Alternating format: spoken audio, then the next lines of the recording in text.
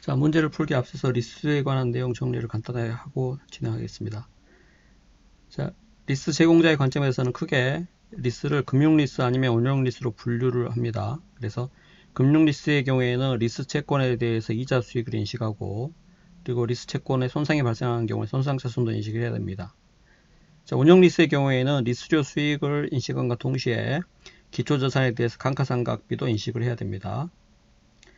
자, 리스 이용자의 관점에서는 과거에는 이 금융리스, 운용리스에 따라서 회계 처리가 달라졌는데, 개정된 리스 기준서에 의하면 모든 리스를, 그러니까 단기 리스라든지 소액 기초자산 리스를 제외한 모든 리스에 대해서 리스 부채와 사용권 자산을 인식하도록 기준이 개정되었죠. 그래서 리스 부채에 대해서는 이자 비용을 인식하고 사용권 자산에 대해서 감가상각을 수행을 하도록 하고 있습니다.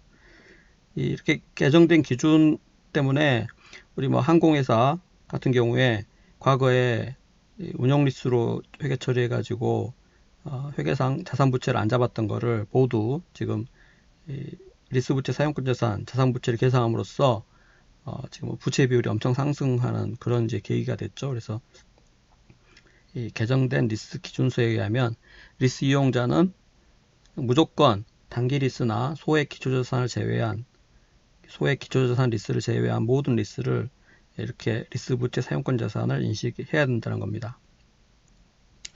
조금 더 자세히 설명해 보면 이 리스 제공자가 금융 리스 회계 처리를 할 때 이 리스 채권에 대한 이자 수익은 당연히 유효이자율법으로 인식해야죠. 그래서 이자 수익은 기초 리스 채권 장부 금액 곱하기 유효이자율 이렇게 해서 계산하시면 되겠습니다. 자, 그리고 리스 채권에 대한 손상차손은 언제 발생하느냐 하면은 무보증 잔존 가치가 감소될 경우에 발생하죠. 그래서 무보증 잔존 가치 감소액을 내재이자율로 할인한 금액, 그게 이제 리스 채권의 손상차손이 되겠죠. 자, 그 다음 운용 리스로 리스 제공자가 회계 처리를 할 경우에 이 리스료 수익은 체계적인 기준이 있으면 체계적인 기준을 쓰고, 그렇지 않은 경우에는 정액 기준으로 리스료 수익을 인식합니다. 자, 그리고 이 운용 리스의 경우에 기초자산 감가상각을 하는데, 기본적으로 내용연수 기간 동안에 감가상각을 합니까? 아니면 리스 기간 동안 감가상각을 합니까? 당연히 내용연수 기간 동안 감가상각을 하죠. 운용 리스라고 하는 것은 기본적으로 이 기초자산이 리스 제공자의 것으로 보는 거죠. 그래서 리스 기간뿐만 아니라 계속 이 리스 제공자가 그 리스 기초자산을 활용하기 때문에 당연히 이 운용 리스의 경우에는 기초자산을 내역연수 기간 동안에 감가상각을 합니다. 자, 리스 이용자의 관점에서는 리스 부채에 대해서 이자 비용을 인식할 때 마찬가지 유효이자율법을 적용해야 되고, 이 유효이자율법으로 인한 그 적용할 경우 이자 비용은 마찬가지 아까 그 리스 채권에 대한 이자 수익 인식할 때 마찬가지로 기초 시점에서의 리스 부채 장부 금액 곱하기 유효이자율 이렇게 해가지고 리스 이자 비용을 인식하게 됩니다. 자, 그리고 사용권 자산에 대한 감가상각은 이게 이제 소유권 이전 조건인지 아니면 기초자산 반환 조건인지에 따라서 이 감가상각되는 기간이 달라지죠. 그래서 이 리스 이용자가 이 기초자산에 대한 소유권을 이전받는 조건이면 해당 자산을 계속 사용하기 때문에 당연히 그때는 리스 이용자의 관점에서는 내용연수 기간 동안에 감가상각을 해야 됩니다. 자, 반면에 이 기초자산을 리스 제공자에게 반환하는 조건이라면 리스 이용자의 입장에서는 리스 기간 동안만 사용하게 되겠죠. 해당 자산을. 따라서 그때는 사용권 자산을 리스 기간과 내역연수 중에 이른 기간 동안에 감가상각을 합니다. 당연히 보통은 리스 기간이 내역연수보다 더 짧은 게 보통이죠. 그래서 그런 경우는 리스 기간 동안에 일반적으로 감가상각을 수행하게 된다는 것이죠. 자, 그리고 한 가지 더 좀 정리를 해보면 이 리스 개설 직접 원가에 관해서 정리를 해봅시다. 과거 공인회계사 2차 시험에도 출제된 적이 있는데, 자, 리스 제공자의 관점에서 리스 개설 직접 원가가 발생하면 이 금융 리스의 경우에는 그 리스 개설 직접 원가가 리스 채권에 포함되게 되죠. 그래서 리스 채권이 이제 당연히 이 리스 개설 직접 원가가 발생하지 않을 경우에 비해서 발생하게 되면 이 리스 채권이 증가하게 되겠죠. 리스 개설 직접 원가가 리스 채권에 포함되기 때문에. 그래서 리스 채권이 증가하게 되면 받는 금액이 똑같은데 채권 금액이 증가하면은 이자 수익은 감소하죠. 그래서 금융 리스의 경우에 리스 제공자의 관점에서 리스 개설 직접 원가가 발생하면 리스 채권이 증가되고 따라서 이자 수익은 감소됩니다. 자, 반면에 이 리스 제공자의 관점에서 운용 리스로 회계 처리하는 경우에 리스 개설 직접 원가가 발생하면은 그거는 기초자산의 장부 금액에 포함되죠.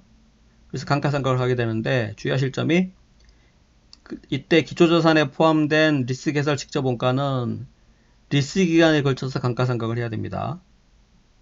다른 기초자산의 장부 금액은 내역연수 기간에 걸쳐서 감가상각을 하지만 이 리스 개설 직접 원가만큼은 리스 기간 동안에 걸쳐서 감가상각을 해야 된다는 거죠.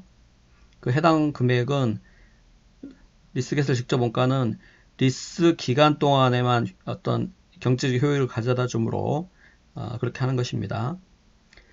자, 그리고 판매형 리스라고 있는데 이 판매형 리스의 경우에는 리스 개시일에 이 리스 개설 직접 원가가 발생하면 그거를 바로 비용으로, 즉 판매비로 인식을 하게 되겠습니다. 자, 그리고 리스 이용자의 관점에서 리스 개설 직접 원가가 발생하면은 사용권 자산 원가에 포함되죠. 사용권 자산의 원가에 포함돼 가지고 감가상각을 하게 되는데 다른 사용권 자산 금액과 동일하게 처리를 하게 되겠습니다. 그래서 소유권이 리스 이용자에게 이전되는 조건이면은 내역연수 동안에 걸쳐서 감가상각을 하고 또는 기초자산이 반환되는 조건이면은 내역연수하고 리스 기간 중 이른 기간에 걸쳐서 감가상각을 하게 되겠습니다. 그래서 그렇게 이제 기본적인 내용들 좀 정리를 하시면 되겠고, 자, 문제를 한번 보겠습니다. 자, 지금 보면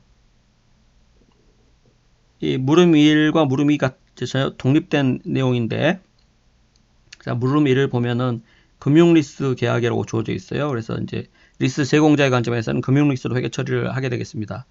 리스 이용자의 관점에서는 그냥 금융리스, 운용리스 관계없이 리스 부채와 사용권 자산을 인식해야 되겠죠. 자, 그 다음 계약 종료 시에 기초자산을 반환하는 조건입니다. 자, 기초자산을 반환하는 조건이기 때문에 사용권 자산을 어떻게 해요? 사용권 자산을 리스 기간에 걸쳐서 감가상각을 하게 되겠죠. 자, 리스 개시일이 X1년 초이고 리스 기간이 3년입니다. 자, 기초자산의 공정가치가 89만 7천원, 그 다음에 내역연수가 5년입니다. 내역연수 5년 후에 잔존가치가 3만원, 리스 기간 3년 후에 잔존가치는 20만원이에요. 정액법 상각입니다. 자, 고정리스료 매년 말 30만원씩 지급하고, 자, 그 다음에 보증잔존가치. 여기서 이야기하는 보증잔존가치는 리스 이용자가 보증한 금액이겠죠. 그래서 리스 기간 종료 시에 15만원만큼 보증을 했습니다. 자, 그런데 현재 추정하기로는 리스 기간 종료 시점에서의 추정 잔존가치가 20만원인데, 이 보증 잔존가치가 그 금액보다 더 작기 때문에 현재의 예상대로라면 리스 이용자는 리스 기간 종료 시에 어떤 리스 제공자에게 기본적으로 지급할 금액이 없죠. 왜냐하면 추정 잔존가치가 리스 기간 종료 시점 3년 후에 추정 잔존가치가 보증한 잔존가치 15만원보다 더 높기 때문에 보증한 금액을 초과하기 때문에 지급할 금액이 없다는 거예요. 자, 내재이자율 연 10% 주어져 있습니다. 자, 주한국은 리스 계약 체결을 위해서 법률 자문 등 수수료 10만원 지출하였다. 여기서 주한국이 읽어보면은 리스 이용자죠. A 리스 회사가 리스 제공자이고 리스 이용자입니다. 그래서 리스 이용자가 리스 개설 직접 원가 10만원을 지출한 경우죠. 그래서 이제 물음 1, 2, 3 자료를 줬는데, 자, 이와 관련해서 내용 정리를 좀 해보겠습니다. 자, 지금 리스 기간이 3년이에요. 그래서 리스 제공자의 관점에서의 어떤 현금 흐름을 보면 일단 리스 개시일에 기초자산 89만 7천원 공정가치 구입을 했겠죠. 그래서 89만 7천원 현금 유출이 있었을 것입니다. 자, 그 다음에 리스 제공자의 관점에서는 리스 개설 직접 원가가 없어요. 그래서 발생했다면 그것도 지출이 있었을 건데 여기서는 언급 해당 사항이 없기 때문에 마이너스 제로입니다. 이 두 금액을 합해서 리스 순투자라고 보통 하죠. 자, 그 다음 리스료가 고정 리스료가 매년 말 30만 원씩이에요. 리스 기간 3년이기 때문에 3년 동안에 30만 원의 유입이 있습니다. 자, 그 다음 기초자산 반환 조건이기 때문에 리스 기간이 끝나면 3년 후에 이 해당 기초자산을 돌려받겠죠. 돌려받으면 어떻게 됩니까? 잔존가치 20만 원만큼은 경제적 효익이 유입된다고 볼 수 있겠죠. 그래서 이 기초자산 잔존가치 20만 원만큼 이렇게 기초자산을 반환하는 조건이면은 20만 원만큼 잔존가치만큼 현금 유입이 경제적 효익의 유입이 있다고 볼 수 있습니다. 그래서 이런 미래의 현금 유입액을 리스 총 투자라고 하죠. 그래서 리스 총 투자를 내재이자율로 할인한 금액이 리스 순 투자액과 같아야 돼요. 당연히 장사하려면 이게 최초에 투자된 금액하고 미래에 어떤 회수할 금액하고 비교해서 같아야 되는데 이제 미래의 금액은 현가로 계산해가지고 같아야겠죠. 그래서 이 미래의 금액, 미래의 현금 유입액, 즉 리스 총 투자를 내재이자율로 할인했을 때 금액하고 리스 순 투자액하고는 같아야 장사가 되는 겁니다. 그래서 그게 같아지는 할인율을 내재이자율이라고 정의를 하는 거죠. 그래서 이 리스 제공자의 관점에서는 이 리스 개시일에 리스 순 투자에 해당하는 리스 채권이 이제 인식되는 거죠. 그래서 지금 여기서 괄호 1번에 리스 개시일에 리스 채권 장부금액 요구에 있는데 리스 회사, 리스 제공자의 관점에서 계산해 보지 않아도 리스 개설 직접 원가, 리스 제공자의 리스 개설 직접 원가가 없기 때문에 리스 순 투자액, 즉 기초자산 공정가치 89만 7천 원만큼 리스 채권으로 잡혔을 겁니다. 그래서 리스 채권 장부금액이 89만 7천 원이 되겠죠. 구해보지 않아도 그렇게 됩니다. 실제 계산해도 89만 7천 원 동일하죠. 자, 그 다음 리스 이용자의 관점에서는 리스 계약 체결을 위해서 리스 개설 직접 원가 10만 원이 지출됐기 때문에 리스 개설 직접 원가 10만 원 지출이죠. 그래서 괄호 안에 표시했고, 그 다음에 고정 리스료가 매년 말 30만 원씩 유출됩니다. 그래서 그것도 괄호 안에 표시했어요. 자, 그 다음 이 리스 기간이 끝나면은 기초자산을 돌려주면 되기 때문에 그와 관련된 어떤 현금 흐름은 발생하지 않죠. 그냥 쓰고 있던 자산을 돌려주면 되기 때문에 이 리스 기간 종료 시점에서의 추정 잔존가치, 그 기초자산의 잔존가치가 20만 원인데 보증 잔존가치 15만 원보다 더 크기 때문에 어떤 지급해야 될 금액이 없다는 거죠. 그래서 리스 이용자의 어떤 현금 흐름은 이렇게 됩니다. 그래서 이제 한번 문제를 같이 풀어보죠.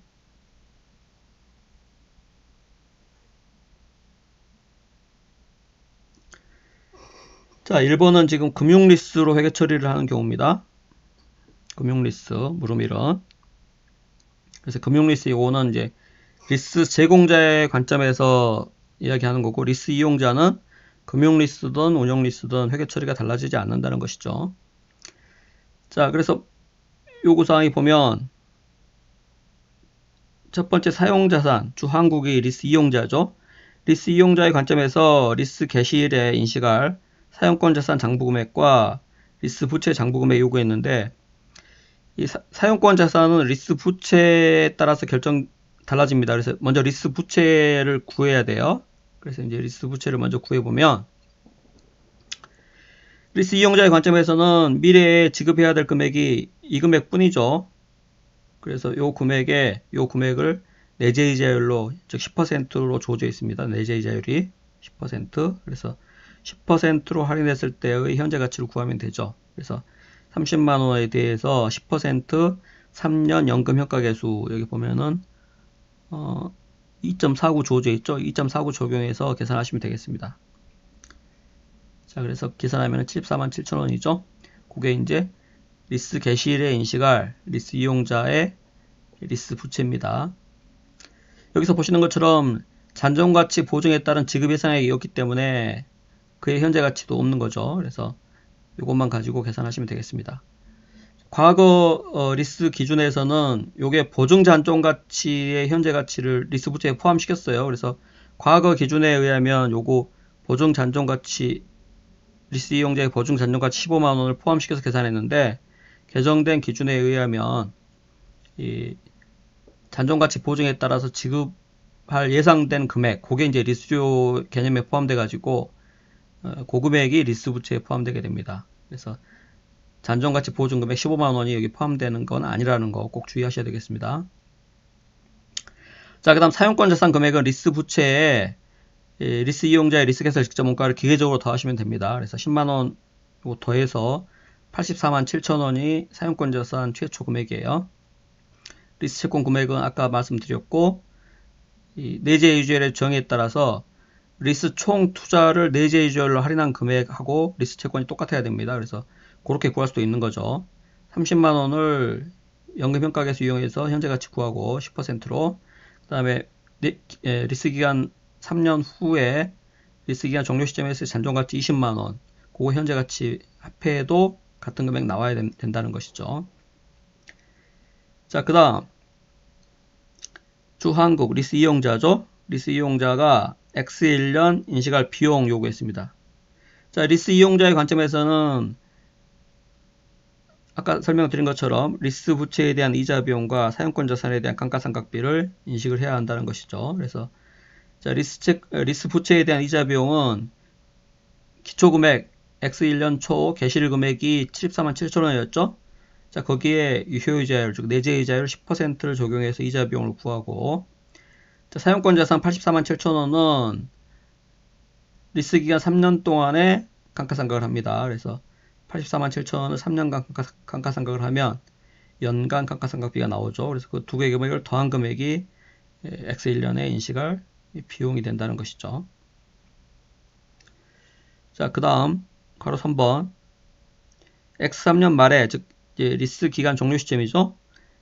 리스 회사가, 즉 리스 제공자가 주한국으로부터 기초자산을 반환받았습니다. 자, 종료 시 기초자산의 실제 잔존가치가 11만원이었으면 이 리스 이용자의 관점에서는 보증 잔존가치가 15만원인데 11만원밖에 잔존가치가 없으면 4만원만큼은 리스 제공자에게 지급을 해야 되겠죠. 자, 따라서 원래 예상되는 잔존가치가 리스 기간 종료 시점에서 20만원이었는데 11만원으로 9만원 감소했죠. 9만원 감소했는데 리스 이용자로부터 4만원만큼은 보상을 받기 때문에 리스 제공자의 관점에서는 얼마 손실이에요? 5만원만큼 손실이죠. 그게 5만원만큼, 즉 무보증 잔존가치만큼 또 손실이 있기 때문에 그게 당기순이익에 영향을 미친다는 것이죠. 보증 잔존가치만큼은 무조건 회수 가능하기 때문에 리스 이용자의 보증 잔존가치만큼은 무조건 회수 가능하기 때문에 무보증 잔존가치만 손실을 입는다. 그게 이제 이 리스 자산, 기초자산 반환과 관련된 당기순이익 영향입니다. 그래서 구체적인 회계 처리는 9만원만큼은 리스 채권 손상차손을 인식해야 되고 4만원만큼 아까 리스 보증 이익으로 리스 이용자에게 받는 금액이죠. 그래서 실제 손해보는 금액은 손실은 5만원, 무보증 잔존가치 5만원 뿐이라는 것입니다. 자, 그 다음 물음 2번 보죠.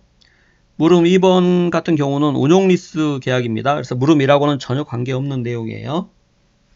자, 리스 개시일 X1년 초, 리스 기간 3년, 이건 동일하죠. 기초자산의 취득원가는 120만원, 내역연수 5년입니다. 추정 잔존가치 없고 상각 정액법 상각이에요. 자, 고정리수료가 쭉 주어져 있는데 동일한 금액이 아니고 X1년 말에는 40만원, X2년 말 30만원, X3년 말 20만원 이렇게 점점 감소하는 구조로 되어 있는 거죠. 자, 리스기간 3년 후 종료 시점에서의 보증 잔존가치는 없고 내재이자율 10%로 주어져 있습니다. 자, 리스 회사가, 그러니까 리스 제공자죠. 여기서 리스 제공자가 인센티브로 리스 이용자에게 현금 3만원을 리스 계약일에 지급했습니다. 리스 인센티브를 3만원만큼 리스 이용자에게 지불한 거죠. 그리고 기초자산 사용으로 생기는 효익이 감소되는 형태를 잘 나타내는 어떤 체계적인 기준이 없습니다. 자, 따라서 이때는 리스료 수익을 정액 기준으로 인식하면 된다는 것이죠. 아까 살펴본 것처럼 운용리스의 경우에 운용 리스의 경우에 리스 제공자의 경우는 리스 제공자는 리스료 수익과 기초자산 감가상각비를 인식하면 되는 것입니다. 리스 이용자는 동일하게 리스 부채에 대한 이자 비용, 사용권 자산 감가상각비를 인식하면 되는 것이고, 자, 그래서 이제 한번 보겠습니다. 자, 가로 1번 주한국 리스 이용자죠. 리스 이용자의 X1년 단기 순이익에 미치는 영향 요구했습니다.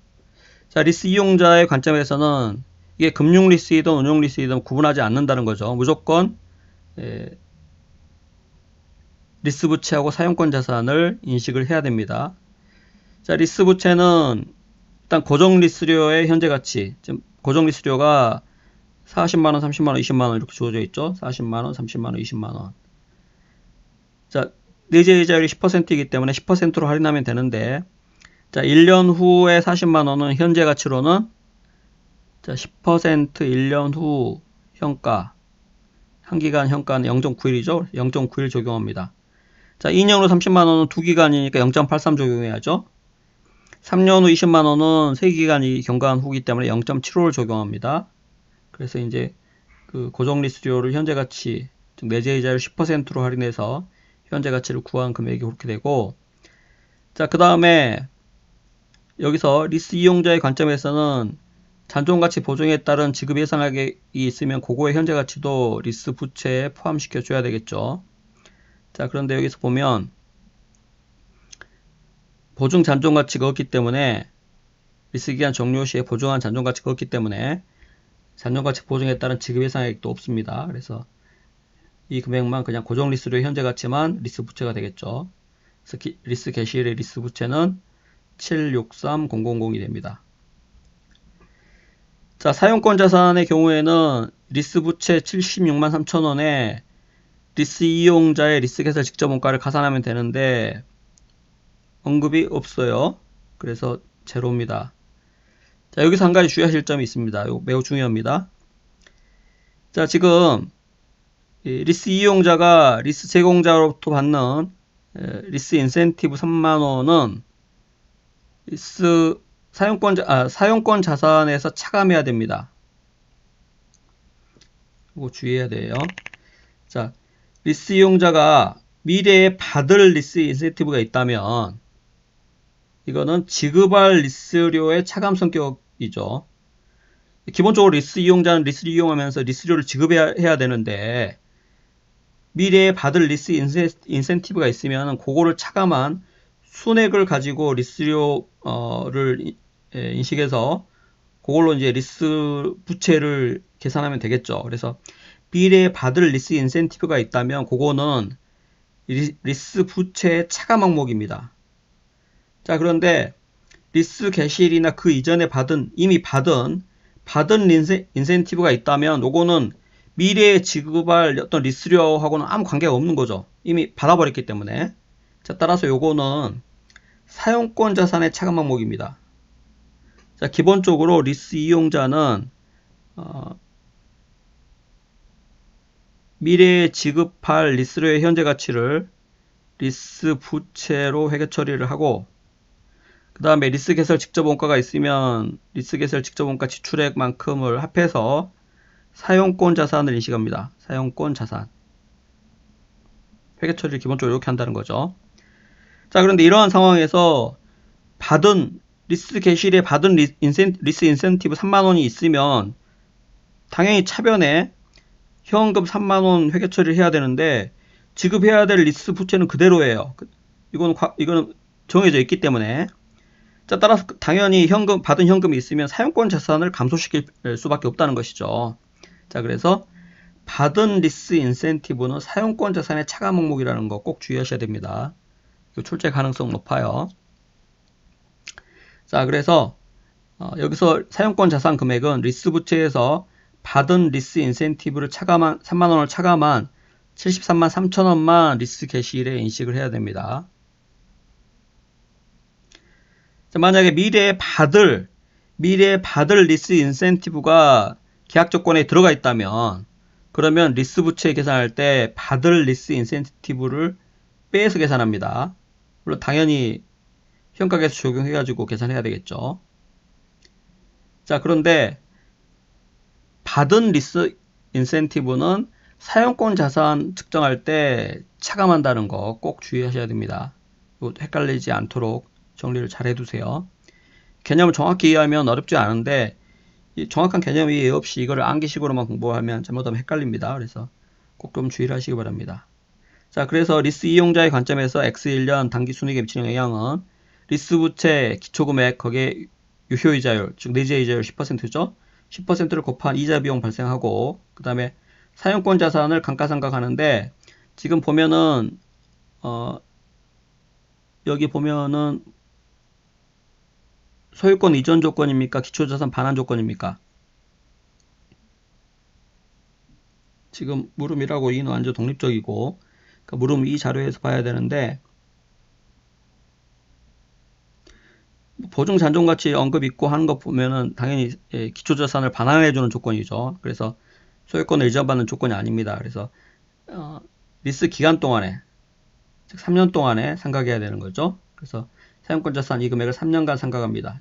정액법 상각하기 때문에 정액법으로 회계 처리를 해줘야겠죠. 그래서 이자 비용하고 감가상각비를 더한 금액이 당기순이익에 영향을 미치죠. 그래서 마이너스 영향을 미칩니다. 자, 그 다음 괄호 2번에서는 리스 회사, 즉 리스 제공자의 관점에서 X1년 당기순이익 영향이죠. 운용 리스입니다. 금융 리스가 아니고. 자, 운용 리스의 경우에는 아까 설명한 것처럼 리스 제공자의 관점에서는 운용 리스의 경우에는 리스료 수익과 기초자산에 대한 감가상각비를 인식하게 되겠죠. 자, 그래서 기초자산은 보통 계정 과목을 운용 리스 자산 이렇게 이제 회계 처리를 하게 됩니다. 운용 리스에서는. 그래서 취득원가가 120만 원이기 때문에 120만 원. 리스 개설 직접 원가가 있으면은 그것도 포함되는데 여기서는 언급이 없죠. 그래서 이제 내용연수가 5년이기 때문에 5년 동안 쭉 사용하게 되므로 내용연수 5년 동안 감가상각한다는 거 주의하셔야 됩니다. 리스 기간 3년인데 3년 동안 리스를 줬다가 돌려받는 거죠. 그래서 나머지는 이제 리스 제공자가 계속 활용하게 되는 겁니다. 그래서 내용연수 5년간 상각을 해야 되고 자, 그 다음 리스료 수익은 지금 고정 리스료가 40만원, 30만원, 20만원 이렇게 있는데